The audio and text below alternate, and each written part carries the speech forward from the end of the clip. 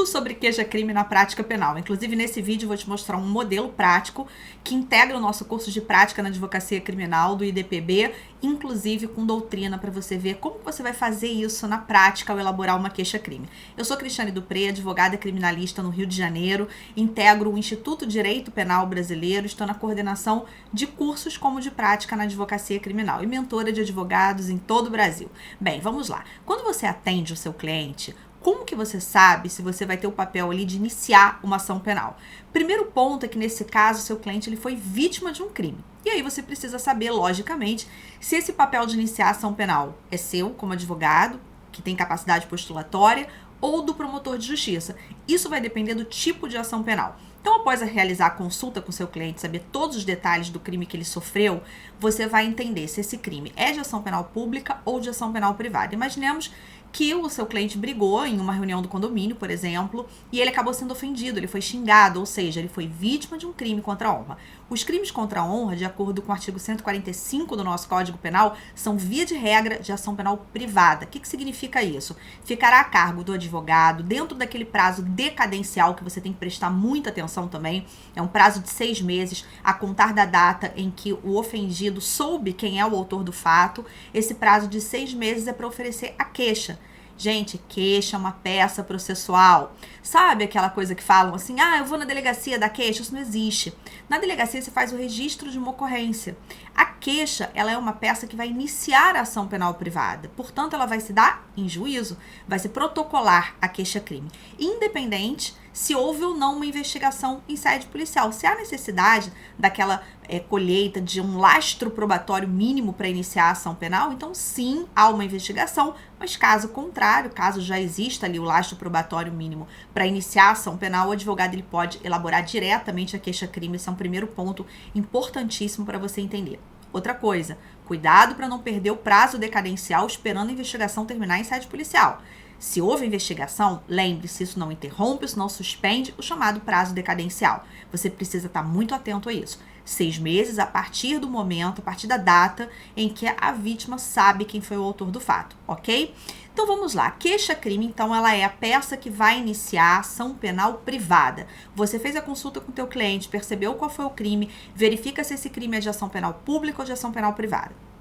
Cris, e se o crime for de ação penal pública? Eu atendi, por exemplo, a vítima de um furto, que é um crime que, em regra, é de ação penal pública incondicionada. O que eu faço nesse caso? Nesses casos, o advogado ele pode atuar em sede policial, acompanhando o cliente que foi vítima, ele pode atuar eventualmente como assistente de acusação, mas o papel de iniciar a ação penal será de quem? Do Ministério Público, a não ser que o promotor de justiça se quede inerte. Nesse caso, nasce a possibilidade da chamada ação penal privada subsidiária da pública. E aí, sim, o advogado poderá fazer o quê? Elaborar uma queixa. Essa queixa, no caso de ação penal pública, será chamada queixa substitutiva.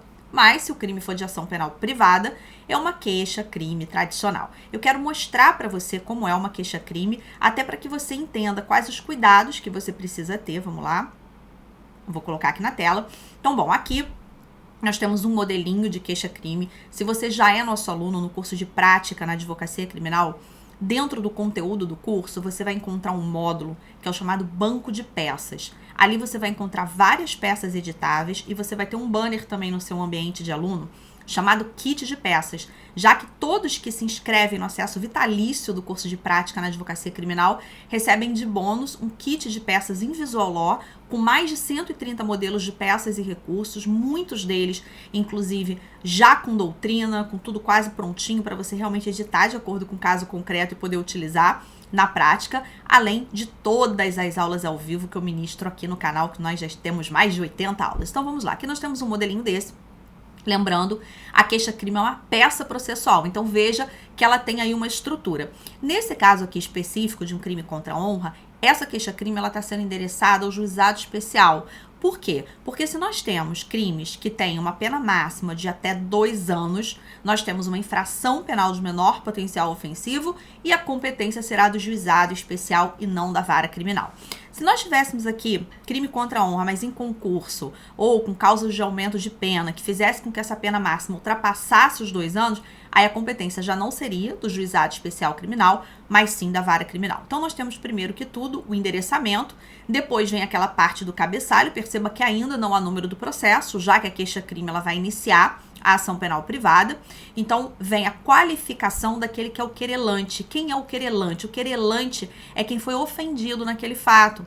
É a pessoa que te procurou como advogado para defender os interesses dela. E quem é o querelado? O querelado é o autor do fato. Então, se nós temos um crime contra a honra em que uma pessoa xingou a outra, por exemplo, aquela que cometeu o fato, aquela que xingou é o querelado na queixa-crime, na ação penal privada. Aquele que te procurou como vítima, aquele que foi xingado é o querelante. Então, é aquela pessoa que é parte aqui na queixa-crime. Oferecer, esse é o verbo correto. Outra dica importante, se você já é aluno do curso de prática, você tem lá uma lista de verbos para você saber qual verbo utilizar em cada uma das peças processuais e recursos. Então, aqui nós temos oferecer, queixa-crime, a gente sempre coloca a base legal. Então, nós temos base legal para queixa-crime, tanto no Código Penal quanto no Código de Processo Penal, portanto, com fundamento no artigo X, no artigo do Código Penal, do Código de Processo Penal. Aqui você vai qualificar o querelado, tá? Então, vai trazer aí, assim como você trouxe as informações do querelante, que é o teu cliente, você vai trazer as informações também do querelado. Há possibilidade de você solicitar o segredo de justiça em determinadas situações. Então, se for o caso, você vai abrir um tópico específico dentro da sua queixa-crime e solicitar ali, requerer o segredo de justiça. Foi o que a gente fez aqui nessa peça. Então, levando em conta que a presente demanda envolve questão que provocou extrema vergonha por parte da querelante, a publicidade do feito deve ser limitada para resguardar as partes litigantes e continua a justificação para requerer o segredo de justiça. Logo em seguida, o que você vai fazer na queixa-crime? Você vai trazer a narrativa dos fatos. Isso não tem como a gente trazer isso, é editável. E você aqui deve ser muito detalhista. O que significa isso? Mesmo que haja xingamento, com palavrões, etc., não importa. Você tem que trazer tudo isso na queixa-crime. Então, você tem que falar exatamente o que foi dito. Coloque entre aspas, né? Mas você tem que trazer isso de forma muito detalhada, porque é isso que vai ajudar na chamada tipificação penal. E você demonstrar depois por que houve realmente aquele crime que você está dizendo que aconteceu. Seja uma calúnia, seja uma difamação, seja uma injúria. Então, olha, aqui não é para resumir, aqui não é para falar por alto, aqui é para falar de maneira bem detalhada, de maneira bem específica.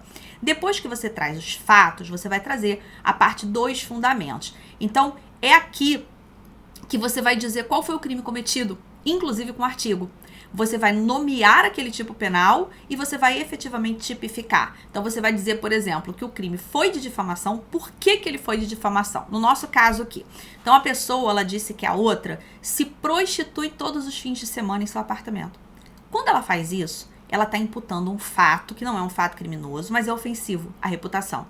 Então, está tipificado lá no artigo 139 do nosso Código Penal, que é justamente a conduta daquele que imputa um fato ofensivo à reputação. Por que um fato não criminoso? Porque se fosse um fato criminoso, a tipificação seria no artigo 138. Seria crime de calúnia e não de difamação. O que difere, principalmente, o crime de calúnia do crime de difamação é justamente isso. Então, se nós temos a imputação de um fato criminoso, exemplo, a pessoa falou que a outra furtou alguma coisa. Foi ela que furtou uma joia que estava dentro do carro do morador. Então, nesse caso, você está imputando um fato que é definido como crime. Isso é calúnia. Agora, se for um fato ofensivo à reputação que não seja criminoso, é difamação. Aí, se for um mero xingamento, uma pessoa xingou a outra de ladrão, xingou de assassino, xingou, seja lá do que for. Nesse caso, você tem injúria, que é o artigo 140. Então, aqui, essa conduta, ela se tipifica no artigo 139 do Código Penal. Portanto, você vai dizer qual é o crime, você vai falar qual é o artigo. Se aqui tiver uma causa de aumento de pena, por exemplo, foi na presença de várias pessoas. É uma das causas de aumento de pena prevista para os crimes contra a honra. Então, você vai trazer isso aqui também. Precisa colocar o artigo? Não. Aqui eu coloquei mais para fins didáticos, mas você não precisa. Você precisa dar os fatos, né? Então, você não precisa trazer o artigo. Agora, a jurisprudência, a doutrina, é interessante você trazer. Perceba que aqui, nessa peça que integra o curso de prática, tem uma jurisprudência tirada de uma obra, tá direitinho aí com toda a indicação. Então, olha, também nos cabe destacar o entendimento da melhor doutrina acerca dos elementos do crime de difamação. E aí, você vai trazer formatado direitinho, de acordo com com as regras de praxe, né? Não precisa seguir, digamos assim, formalmente as regras da BNT, porque isso é mais para trabalhos acadêmicos, mas é interessante você trazer, aqui nesse caso, de maneira organizada a tua peça. Perceba que essa peça, ela tá com técnicas de visual law. Para quê?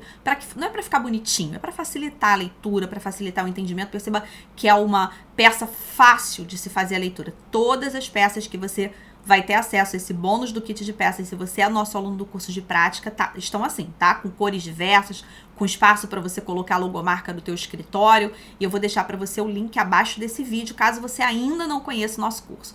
Então, olha aqui, também coloquei um outro trecho doutrinário sobre o que é a reputação, por que na difamação tem ofensa à reputação, ao proferir a imputação de forma ofensiva, o que restou claro ali, ou seja, o dolo de ofender, porque crimes contra a honra, a ideia é essa, né? Você tem aquela intenção, você tem o dolo de ofender, você não tá só brincando, você tá de fato ofendendo. E aqui perceba que eu coloquei de maneira destacada, para você ter atenção, na causa de aumento de pena. Por quê? Porque essa ofensa, ela foi praticada na presença de várias pessoas, ou seja, caracteriza a causa de aumento de pena do artigo 141 do Código Penal. E eu coloquei aí qual é a causa de aumento de pena do artigo 141, inciso 3. Depois que você traz os fatos, que você traz a fundamentação, chegou a hora dos pedidos. O que você deve pedir, o que você não pode esquecer de pedir na queixa-crime, então você vai pedir, primeiramente, o recebimento da queixa-crime. Se você requerer o segredo de justiça, você vai, logicamente, no pedido destacar isso, que seja decretado o segredo de justiça, o deferimento da gratuidade de justiça, se for o caso, que seja designada audiência preliminar, isso no caso de juizado especial ou então de algum procedimento que tenha a previsão, algum procedimento especial que tenha previsão dessa audiência preliminar, que é o caso, inclusive, de crimes contra a honra, mesmo quando eles estão em vara criminal, porque nós temos um procedimento específico no Código de Processo Penal, citação do querelado para responder à ação penal, produção de provas testemunhais, e aí você vai trazer o rol, o número de testemunhas vai depender de acordo com o procedimento, se o procedimento é sumaríssimo, se o procedimento é sumário, se o procedimento é ordinário. Você não pode esquecer de jeito nenhum de pedir a condenação, tá? Então, olha, ao final seja julgado totalmente procedente pedido para condenar o querelado como incurso nas penas do artigo 139, combinado com o 141.3 do Código Penal. Você pode falar também aqui o crime, tá? Artigo 139, crime de difamação. E você pode requerer a fixação do valor mínimo de indenização de acordo com o artigo 387 do nosso Código de Processo Penal. Então, foi o que a gente fez aí. Depois disso, você vai encerrar termos em que pede deferimento, local, data, advogado, OAB, e você vai trazer o rol de testemunhas. E lembrando, isso aqui, essa estrutura que a gente viu desde o início na queixa-crime, vale para, logicamente, a prática, né, para você fazer isso na prática, mas vale também se você vai fazer uma prova prático-profissional de um concurso público, ou se você vai, inclusive, fazer a prova da OAB, vale para ambos, é um modelo, logicamente, na prova da OAB e numa prova de concurso, você só não vai assinar, colocar ali seu nome, colocar número de OAB, porque você tem que seguir as regras do edital e a sua prova não pode, logicamente, ser identificada, tá?